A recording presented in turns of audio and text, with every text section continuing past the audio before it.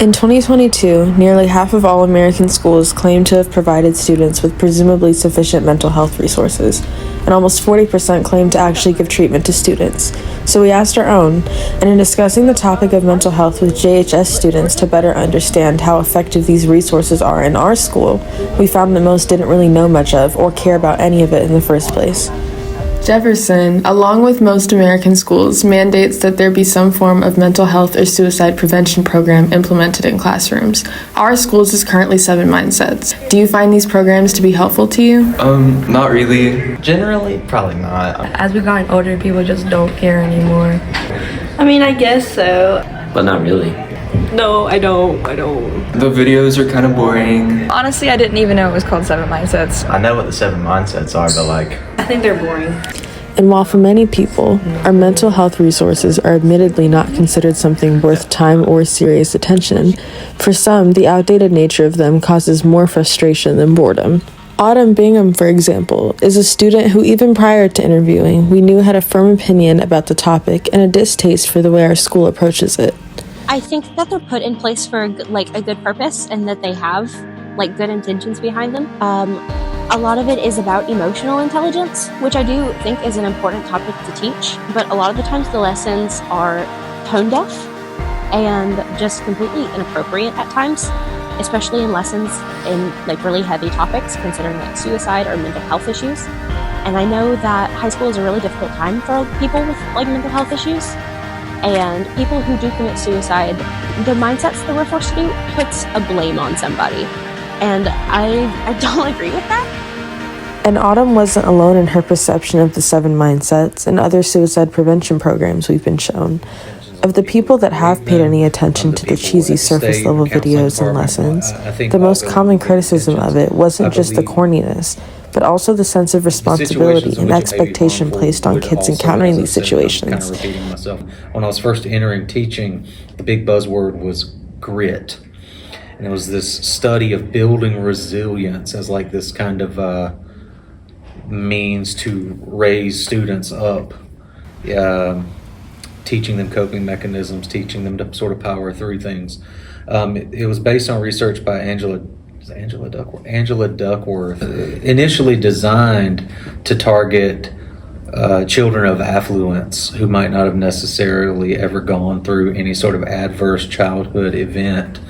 And that was co-opted by the education movement to become this way in which to target low-income students who are marginalized. How do we get those students who come from them to lock in and actually get the work done? America's attitude towards mental health has improved by a long shot, but the biggest wave of improvement seemingly came in the 2000s, when social media became far more widespread and messages attesting that we end the stigma took over platforms like YouTube.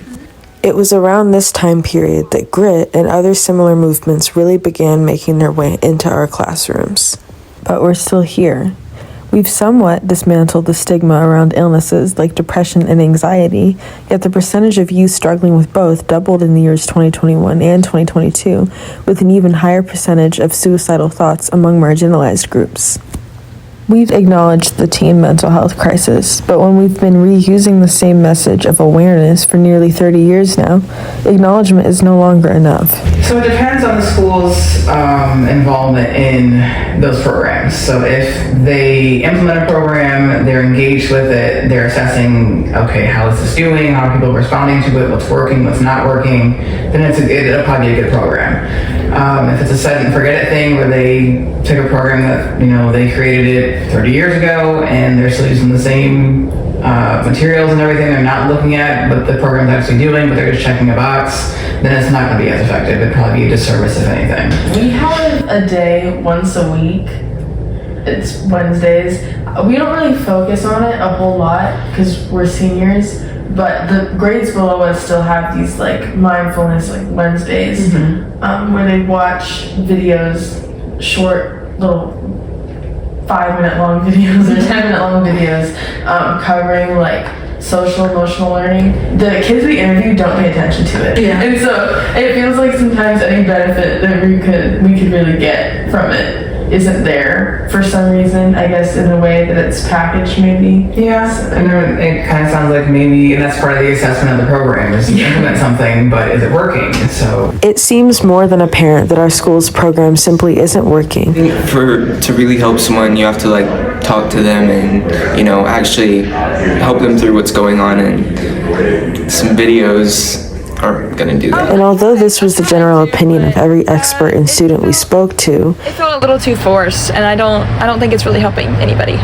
the varying factors allowing for these programs to lack in so many areas were just as widely understood.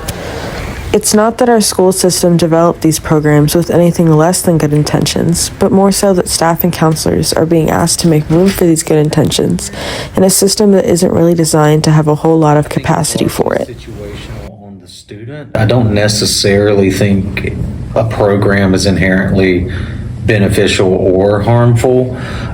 It's largely going to depend on the context that in which it's being delivered. It's going to be depend on whether or not the teacher is implementing with fidelity, if they're buying in, if they are adapting it to meet the needs of the students in the room. the larger your caseload, the less efficient you are at your work. And every person's idea of caseload is different, but it goes with anyone in a helping profession, whether it's a doctor or a surgeon or a psychiatrist, whatever. Even if a school counselor is not seeing all 1,200 students at a school, even if they're seeing half of that, less than half of that, that's still hundreds of students that are assigned to one person. So. And these barriers do not come as a shock to anyone within the education system. In a survey of American public schools struggling with mental health, 61% reported that insufficient numbers of staff are to blame for the program's ineffectiveness. 60% claimed to have a lack of community support, and almost 50% cited inadequate funding. Considering that these stats don't add up to an evenly divided set of issues, the overlap is obvious. Nearly every school is struggling with these problems, and none of them are struggling with just one. It was hard to have any sort of expectations for improvement in mental health in schools when under the assumption that no one cared about it. But we quickly learned that much more people were willing to learn about the topic than we thought. Kids and staff in our school communities care, and the more people that place value on the subject, the more likely we are to break out of the crisis, much sooner than later. If you have teachers who primarily focus on the fact that they teach teenagers, not necessarily that they teach a certain subject matter or whatever, if they're going in focused on the children sitting in their room and trying to get to know them as people. With the right direction and the willingness and the funds, it can be done. A 1013 is a hospital code and sometimes alarm used in the state of Georgia to refer to people in psychiatric facilities involuntarily being held for their safety, typically after suicide attempts. But in creating a space where teens voluntarily seek help in crisis, the involuntary alarm from Code 1013 can be heard much less.